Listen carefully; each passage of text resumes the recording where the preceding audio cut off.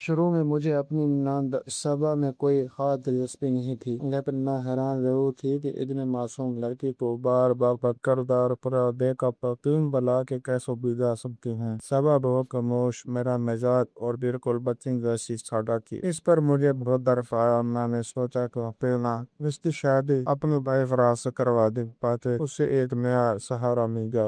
اس کی چوتھی شادی تھی جو وہ اپنے بھائی سے کروا رہی تھی۔ صبا نے 15 دنوں قد حمل کی حالت میں رہنے کے بعد بچہ جنا اور اسی رات طلاق لے کر واپس آ گئی۔ اس نے کہا کہ شوہر نے بدکاری کا الزام لگا کر گھر سے نکال دیا، مگر عجیب بات یہ تھی کہ نہ تو اس کے پاس بچہ تھا اور نہ ہی وہ کسی باسی حالت میں لگ رہی تھی کہ ابھی ابھی اس نے بچہ بنا ہو۔ وہ بہت کمزور بیرو تھی، مگر اس کے چہرے پر اداسی کے سوا کچھ نہیں تھا۔ گھر کے ساتھ لوگ اس بچوں کی شادی شدہ رہے تھے کہ کہیں پھر طلاق نہ ہو جائے، لیکن میرے دل میں ایک رات بانتی گنجائش ہوئی تھی۔ میں نے ساس راضیہ کو راضی کیا کہ وہ صبا کی شادی میرے بھائی فراز سے کروا دے۔ میرا بھائی بھی شروع میں انکاری تھا۔ اس کا کہنا تھا کہ جب سب شوہروں نے اس پر ایک جیسے الزام لگائے ہیں تو ضرور کچھ سچائی ہوگی، مگر میں نے اسے سمجھایا کہ طلاق یافتہ عورت کو سہارا دینا بہت بڑا ثواب ہے۔ میں نے صبا کی اچھائیوں گنوا کر اس سے قائل کر لیا۔ شادی کو 1 مہینہ ہوا تھا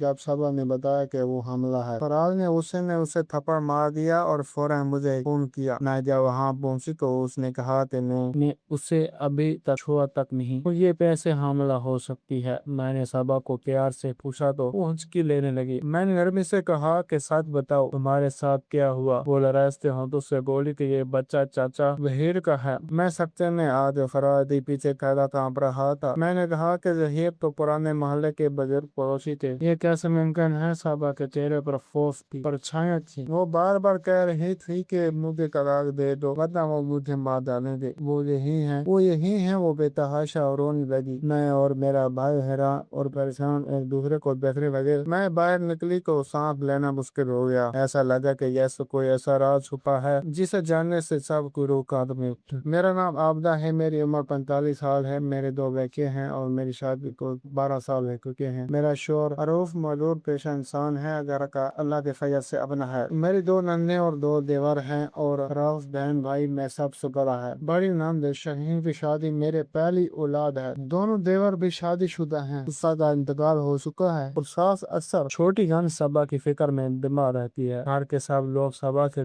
چڑھنے لگے تھے کیونکہ اس کی 3 طلاقیں ہو چکی تھی۔ راؤف سمیت سب کو وہ بوجھ محسوس ہوتی تھی۔ صبا کی پہلی شادی ہمارے پرانے محلے کے افراد سے ہوئی تھی جو اسے پسند کرتے تھے۔ شادی بہت دھوم دھام سے ہوئی، لیکن شادی کے دن صبا چلانے لگی کہ وہ سسرال نہیں جائے گی۔ سب حیران تھے مگر اسے زبردستی لے گئے۔ وہ وہاں جا کر بھی چپ چاپ رہنے لگی۔ 1 مہینے بعد وہ حاملہ ہوئی مگر اس کے رویے میں کوئی خوشی نہیں تھی۔ اس کا شوہر کہتا تھا کہ وہ قریب بھی نہیں آنے دے گی۔ عام طور پر حمل 9 مہینے کا ہوتا ہے مگر صبا نے 15 مہینے بعد بچہ جنا۔ اسی رات اسے طلاق مل گئی۔ جب میرے شوہر راؤف اور دیور غصے میں سسرال جانے لگے تو صبا ان کو پاؤں میں رونے لگی۔ وہ میرے بچے کو مار ڈالیں گے، خدا کے لیے مان جائے۔ اس کی گہیاں سن کر راؤف رک گئے۔ اس کے بعد صبا نے کبھی اپنے بچے کا ذکر نہ کیا۔ ہم سب حیران تھے کہ ایک ماں اپنے اولاد کو یوں کیسے بھول سکتی ہے، مگر صبا کی دوسری شادی بھی کام ہوئی۔ اس سے شوہر نے بھی بدکاری کا الزام لگایا کہ طلاق دے دی۔ سب لوگ اب صبا کے معاملے میں بحث ہو چکے تھے، مگر میں اس رات کو معلوم کرنے کے لیے بے قرار تھی۔ میں نے اختیار میں بھائی فراز سے اس کی شادی کروائی تاکہ ان کے سامنے آ سکے، مگر جب اس نے 1 مہینے بعد حمل کی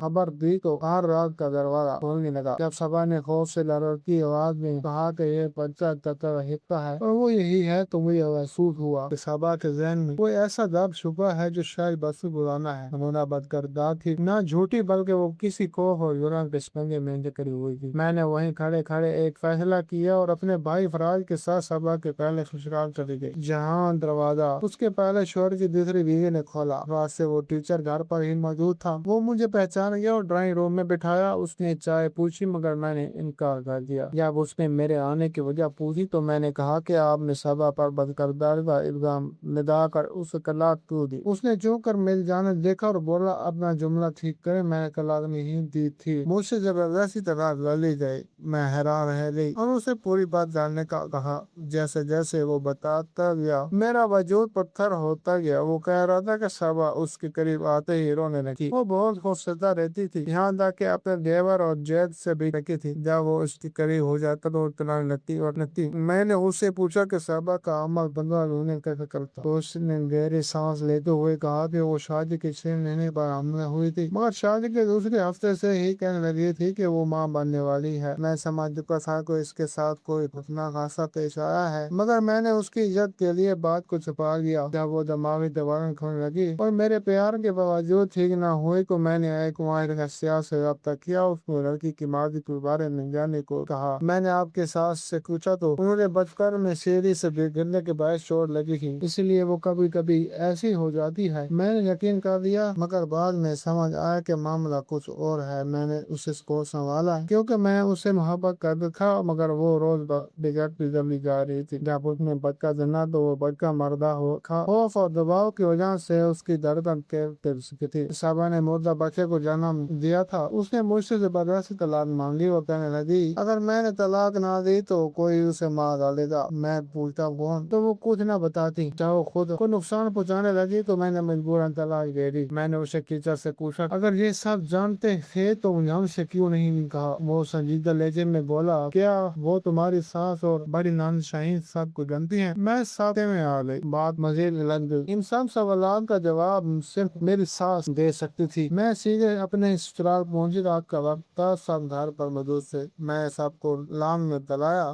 میری ساس، میرا شوہر اور میرے دیور سب آپس میں ایک گئے۔ میں نے بغیر کسی تمہید کے ساری بات شروع سے آخر تک سنا دی۔ سب کی نظریں میری ساس پر 3 دن کا چہرہ سفید پڑ گیا۔ راف نے اسے میں ہاتھ سے کہا کہ اماں جی مدعی اب جھوٹ کی کوئی گنجائش نہیں۔ وہ رونے لگی۔ میں نے کہا کہ صبا کی حالت بہت خراب ہے، وہ مر بھی سکتی ہے، اس کی موت کی مدار صرف آپ ہوں گی۔ ان کے رونے میں شدت آئے گی۔ ان میں جو بتایا وہ سن کر روف صوفے پر گر گیا اور سر تھامے ہنچکیوں سے رونے لگا۔ وہاں موجود سب ہی لوگ رونے لگے۔ راضیہ نے یہ بتایا کہ یہ کہانی شاہین کی شہری کی وقت شروع ہوئی جب میں اپنے میکے میں تھی۔ گھر میں سب شادی کی تیاری میں مصروف تھے۔ اس وقت صبا 14 سال کی تھی۔ راضیہ نے اسے تنہا چھوڑنا مناسب نہ سمجھا اور اسے پڑوسن کے گھر چھوڑ گئی۔ پڑوسن بازار گئی تو صبا کو اپنی بیٹی کے ساتھ چھوڑ گئے، لیکن اس کا شوہر وہی گھر آ گیا۔ اس پر شیطان اس طرح غالب آ چکا تھا کہ اس نے اپنی بیٹی کی ہم عمر معصوم صبا کو اپنی ہوش کا نشانہ بنا ڈالا۔ اس نے اس کی معصومیت چھینی اور دھمکیاں دے کر اسے خاموش کر دیا۔ اگلے دن صبا کو بخار میں جھٹکے لگنے لگے۔ جب ڈاکٹر کے پاس لے گئے تو بات سامنے آئی، اس نے راضیہ کو ہوش اڑا دی۔ وہ رونے لگی اور ڈاکٹر سے التجا کرنے لگی کہ کسی کے کچھ نہ کہی، عزت کے خوف نہیں، ان کی زبان بند کر دی۔ وہ گھر آ کر سب چھپا لیا اور کہہ دیا کہ صبا کو بخار ہے۔ صبا کو بلا بسلا کر چھپوا دیا گیا۔ کسی نے نہیں سوچا کہ اس کے ذہن پر کیا گزری۔ وہ دن اس کے ذہن پر بن گیا۔ صبا کے بڑوں نے اپنی عزت بچانے کے لیے اس کے وجود کو قربان کر دیا۔ پہلی شادی کے بعد بھی راضیہ اور شاہین نے سب کو چھپا لیا، یہاں تک کہ یہ بھی اس نے مردہ بچے کو جنم دیا تھا۔ 15 مہینے کے حمل کی حقیقت بھی گھوڑ کے پردے میں چھپا دی۔ دوسری شادی ناکام ہونے کے بعد انہوں نے علاج کے بجائے اس کی شادی خواجہ سرا سے کر دی، جو مرد نہیں کہا تاکہ اس کا راز چھپ جائے اور صبا بھی بس جائے، مگر وہ شادی بھی ٹوٹ گئی۔ وہ میرے بھائی رفاقات سے اس لیے شادی نہیں کرنا چاہتی تھی کہ کہیں راز بھول نہ جائے۔ اب یہ چھوٹی عزت بچانے کے لیے انہوں نے صبا کو برباد کر دیا، جبکہ وہ زرینہ ظاہر آج بھی عزت کے ساتھ جی رہا تھا۔ صبا دماغی مریضہ بن چکی تھی۔ اسے ہر جگہ وہی دلیلہ نظر آتا،